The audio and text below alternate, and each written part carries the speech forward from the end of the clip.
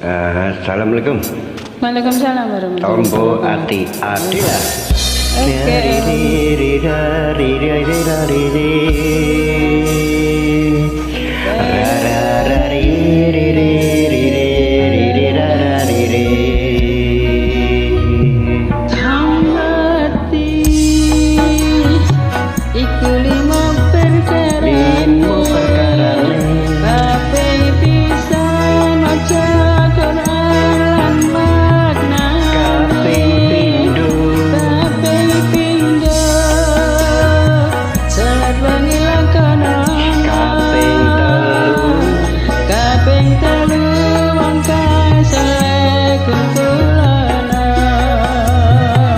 Kaping papat kudu weteng ingkang luwe, kaping lima sikir wengi ingkang suwe.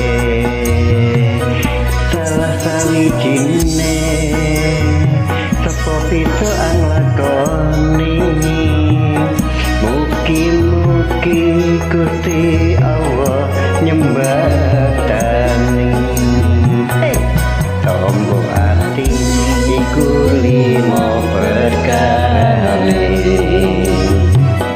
kaping pisan maca Quran maknane, kaping pindho set wengi lakonana,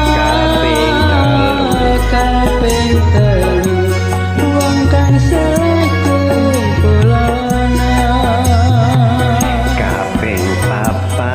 kudu weteng ingkang luwe,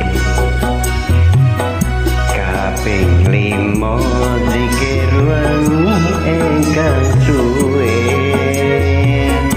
Salah sawijine sapa bisa